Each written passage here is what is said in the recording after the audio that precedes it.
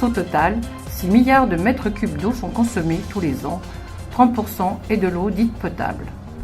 Il faut savoir qu'une famille française utilise en moyenne 500 litres d'eau quotidiennement pour le ménage, la lessive, arroser les plantes, pour l'hygiène personnelle, pour s'hydrater et bien sûr, nous voulons de l'eau propre et saine pour préserver notre bien-être. D'après une étude Sofres d'avril 2008, c'est quelques 40 millions de Français qui disent consommer de l'eau en bouteille. Pourtant, le marché de l'eau en bouteille en France est décroissant. Il semble que les Français s'équipent de plus en plus de systèmes de traitement d'eau à domicile. C'est souvent par économie, car l'eau en bouteille coûte 100 fois plus que l'eau du robinet. C'est aussi une question de qualité d'eau.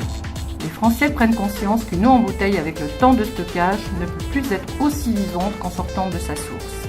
Les Français ont aussi pris conscience que seulement 23% des bouteilles d'eau sont recyclées.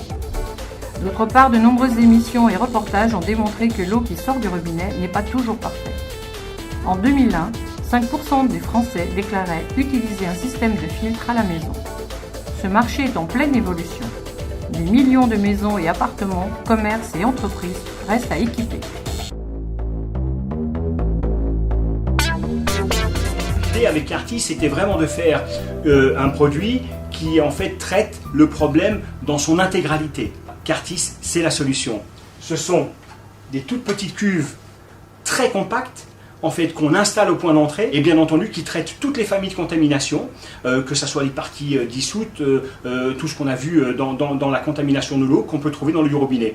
Et effectivement, le gros avantage, c'est l'optimisation des vertus bactéricides de l'argent. Et là, on va voir une petite démonstration, parce que l'argent et les vertus bactéricides de l'argent, c'est pas Cartis qui l'a découvert, c'est Louis Pasteur.